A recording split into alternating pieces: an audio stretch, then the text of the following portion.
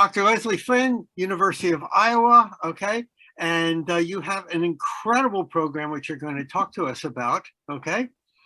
And the floor is yours. All right, well, welcome everyone. And today I'm going to talk about how do you give opportunities to students in kindergarten through 12th grade, an opportunity to be inventors and entrepreneurs. So I'm going to share with you just a few slides on what our program is and what we have to offer.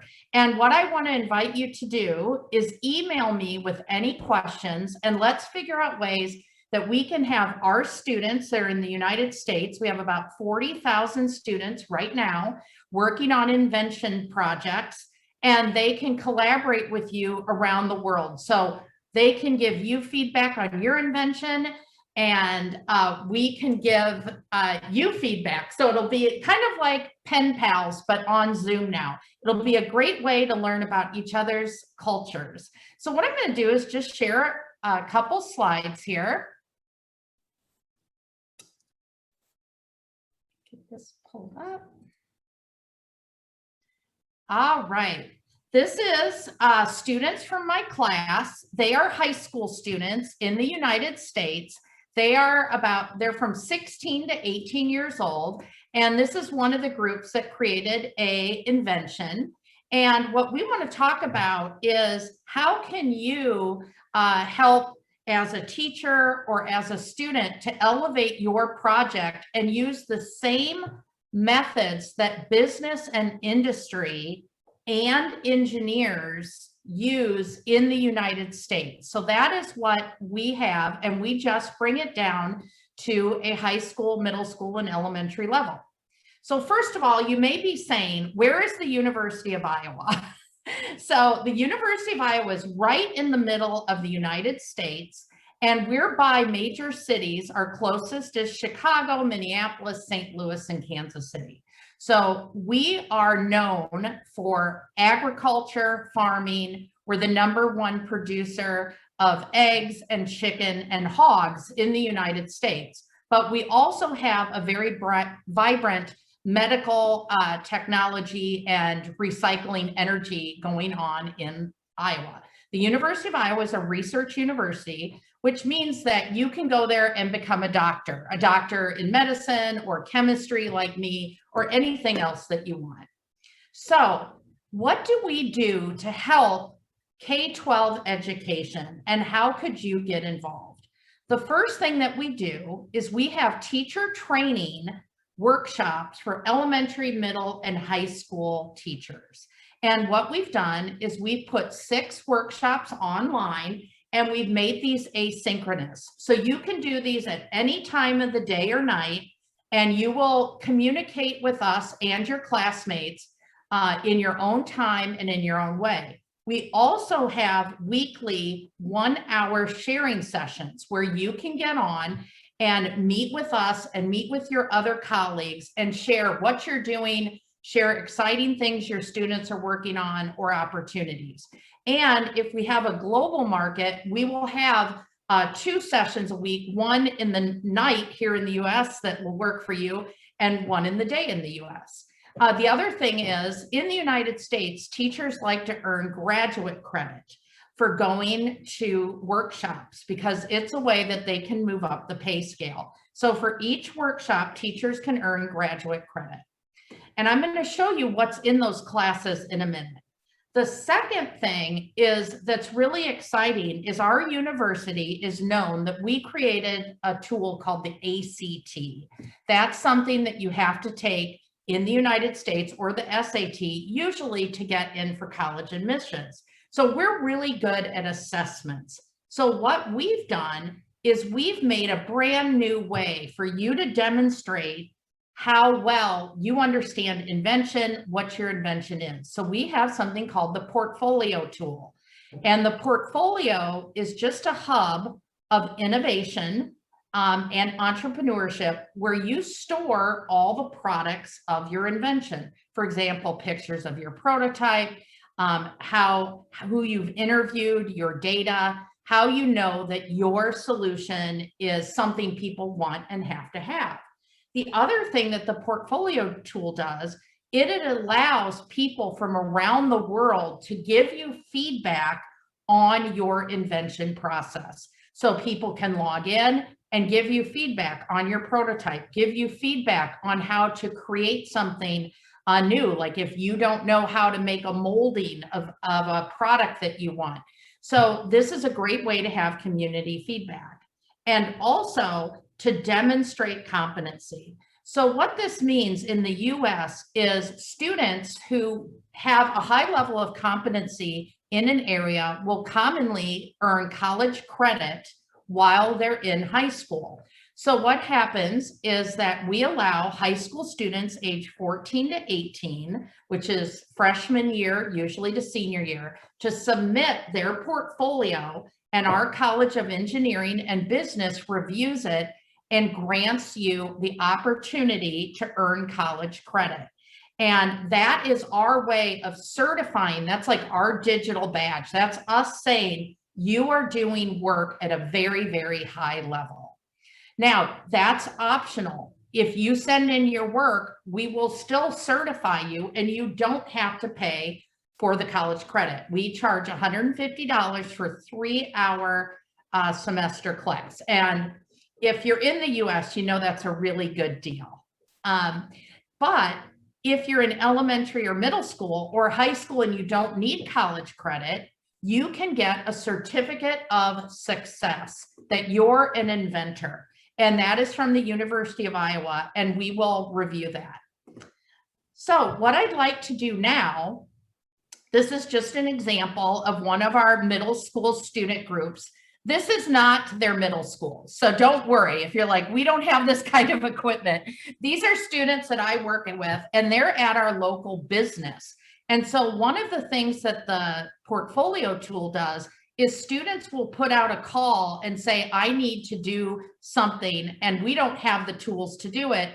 And then your local community can say, hey, come on over to our workplace and we'll help you build your prototype. So what I'm going to do now is I just want to pull up, I'm going to stop sharing. I'm going to pull up what is in STEM Innovator. What are our workshops? Sorry about this.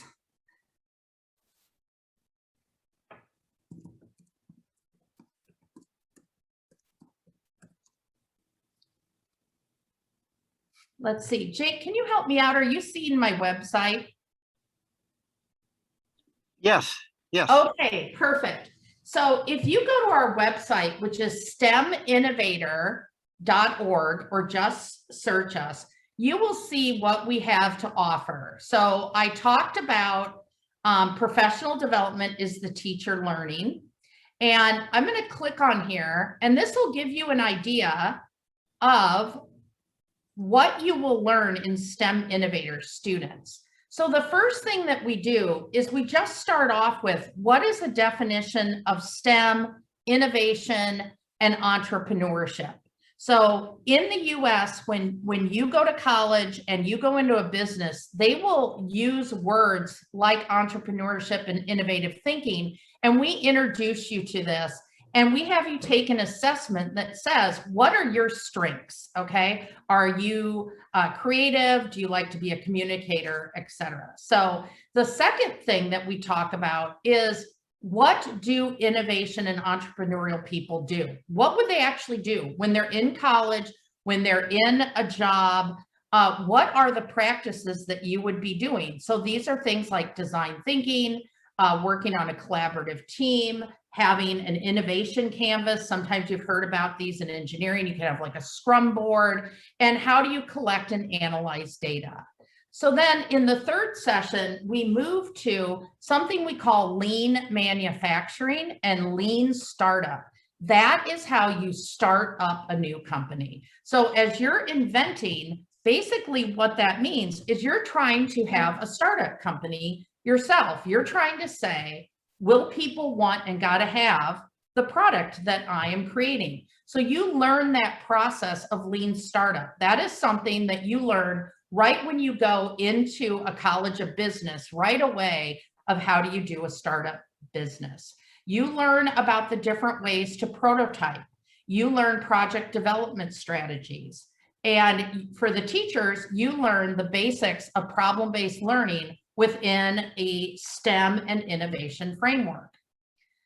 Then what we move to is looking at a series of activities that you can implement, teachers, into your classroom to get students excited about this process. So it starts very simply by what's bugging you activity. So having students say, what would they like to see changed in their community? And it could go all the way to, I want to have better recycling program in my city. And then finally, what we do is we help the teachers come up with how will you implement this in your class. We give you very specific scope and sequence of how you could do this with your kids. And then in session 6, you meet with all of the teachers who are certified in STEM innovation through us, and you keep working on making strategic partnerships, networking, just like you're doing here on the Alliance. You're meeting people who are in the same space as you. So what I'm really excited about is that as I've been on the global fair right now, looking at all the innovation that is going on around the world, we have incredibly creative youth that are in a lot of times on their own trying to figure this out. And in the United States, we are just now really putting in a really strong effort to get this into every school. And it doesn't need to be a class. It can be part of your normal class where you just solve a problem where you're going to come up with a solution. So we are really excited to not only partner with different students in the United States, but students from all over the world and their teachers, so that we can actually together solve some of our wicked problems that are facing us as a global community. We know that we need a really diverse group of people to solve some of the most challenging problems we have, just like COVID. We've seen with COVID, not one person, one country can solve it, because now we're a global enterprise and we have to all work together so that everyone, especially our youth, know that there's a really great future ahead for them. And that future can be better if you know how to network with people from around the world, and if you know how to be an innovator and think entrepreneurial. And that really means that you're saying to yourself, what kind of problems do I want to solve in the world? That's what you should ask yourself when you're going to have a job. Well, I want to thank you for joining us today. And again, my name's Dr. Leslie Flynn. I'm at the University of Iowa. Please email me if you have questions, if you want to partner. If you're a student that just says, hey, I'd like to see if I could get certified, and you don't have a teacher doing this yet, no problem. We will work with you and I can be your professor. Thanks so much. And I'm just going to see if Jake has a question. Well, no, I do not have a question. I have a whole bunch of questions. I'm sorry. So Thanks, Jake. I saw you mentioned elementary and middle, but if I was a high school teacher, would this be appropriate for me too? Yes, it actually started in high school. So it started in high school, and then we went to middle school, and now we've just started in elementary, and we're having a lot of success with our elementary teachers. What we know is that elementary teachers, this kind of learning is what they already do, right? They always look at problems through different disciplines. A lot of times they don't say, now's our math lesson, now's our English lesson. So invention is really a fabulous time to start with students by having like an invention fair in your school and giving kids the very beginning of that process. We need the elementary to do this so that when they make their prototype, when they go up to middle school or high school, those teachers don't have to start from the beginning. So we absolutely want teachers in elementary to embrace this and let their kids know some academic language, like what's a prototype? What does it mean to have evidence to suggest to move forward? Great, great. Okay, another question. Somebody might be a teacher in another country. English is not their first language.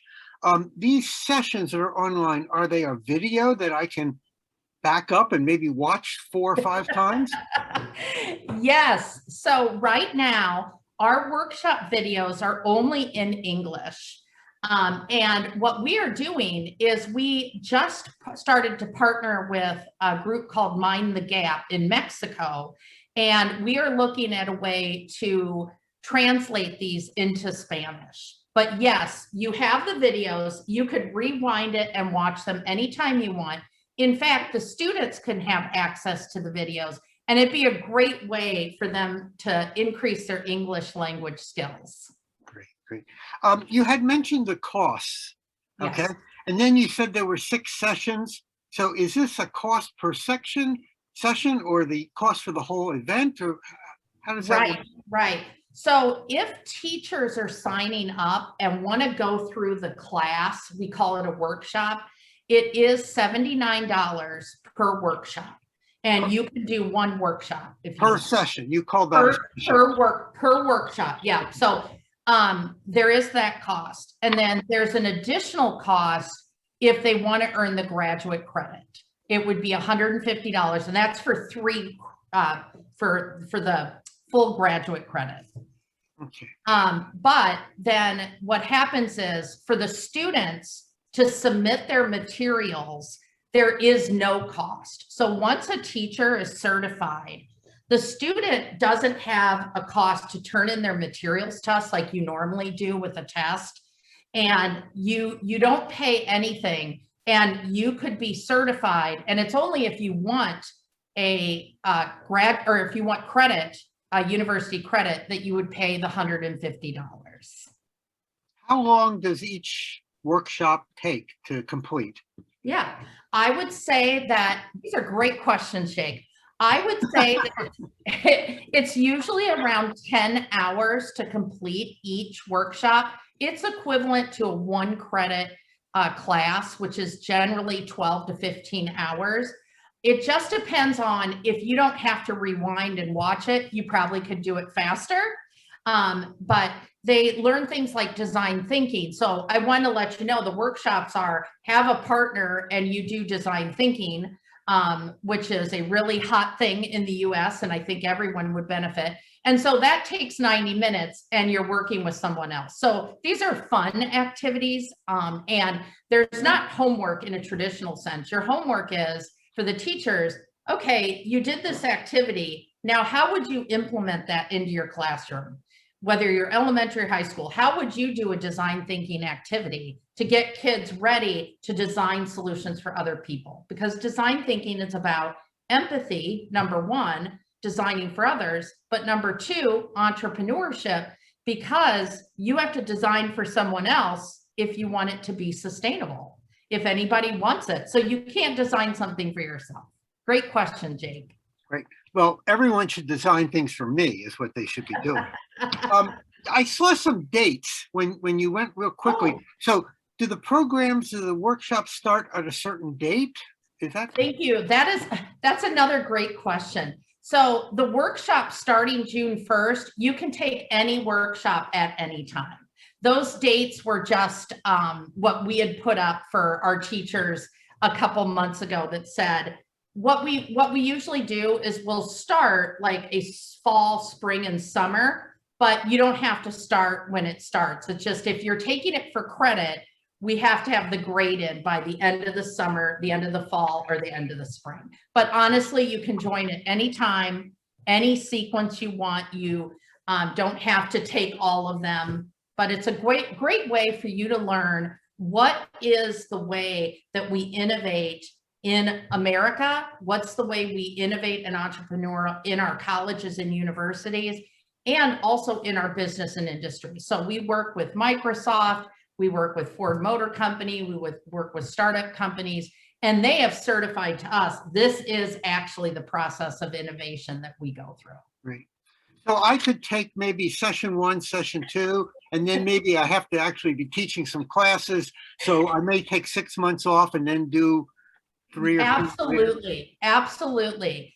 sessions 1, 2, and 3 are really you as a student, like you're learning. And then 4 and 5 and 6 are all about implementing, you're networking with each other, you're getting activities that you can do, and you try out activities. Okay. And Jake, we'd love to have you join us in a session. It'd be fantastic. Well, I'm writing down the notes. I'm thinking, okay, I'm going to be doing this. We were going to have a gift in July, but I think I'm going to cancel it and be taking your class. We would love it. Julie would kill me. Is there any other expense besides the expense of the course? Are there books, or you have to pay some sort of a fee to do something else? Or no, right now there's nothing. What we do is we don't say it's a textbook, but it's an online curriculum toolkit. So all the activities, you get all of that when you sign up for the workshop. Oh, so when you sign up for the workshop, it's $79. You automatically get all the activities, the workbook, you get access to the portfolio tool I was talking about. So you do that yourself, like a student, you'll fill in the portfolio tool. So the $79 covers all of that expense. okay. It's $79 per session, but Yes. I know this is unusual, no, but can I just say, I'm going to try session 1. And Yeah. then if I do okay, then I'll go to session 2. Can I do it session by session, or do I have to? Absolutely. That's why we did it this way. We want you to get in, see if this is something you're interested in. And if it's not, you're not committed to a long-term contract, right? I was a high school teacher before I was a professor, and I would never want to sign up and commit myself to something that's totally new. In the United States, teachers traditionally have not been asked to teach these types of skills and mindsets. So yes, absolutely. And like I said, there's no additional cost for you. There's no extra textbook, anything, or assessment fee, portfolio fee. It's all wrapped up in that $79. Now, why can we do that? Well, like I said, I'm a professor. We're at the University of Iowa. My university has put in millions of dollars. We want this to really be a thing that takes hold in the United States. And also, I write federal grants. And so I basically, what that means, students, is I beg people for money and then they give us money, and then we don't have to put the cost to students, teachers, or schools. Great. You had, real quickly at one point, you mentioned something about having a partner. Is this something I should sign up with in conjunction with somebody else, or? You can absolutely come. A lot of teachers will come on a teacher team from their school because they want to work on this together. Sometimes teachers will come with a business or industry partner that they've been approached and said they want to work with the schools to make innovation. You can come with them, or you can come by yourself and test it out. And then once you figure it out, go back to your school and say, I want other people to do this. This is really cool, and this is what I've learned. So right now we have schools where we have like 100 teachers in it at once, and we have people where there's one person just exploring it. So it's totally up to you. You said business or industry partner. You mean like a company is going, I mean, how does that work? What are they? Yeah, that's great. So one of the things with STEM Innovator is on your portfolio tool. It's also a place where business and industry collaborates with your students and gives them feedback. And so business and industry right now is really wanting to help fund schools to get this kind of work out there, because it in the end helps them. So a lot of times we ask all of our teachers to find a business and industry person to partner with, even if it's just to say, here's my ideas, right? It doesn't mean they have to pay anything. It just means, here's my ideas and I want to bounce these off you.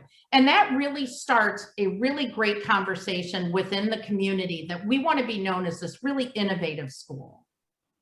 Well, you already are.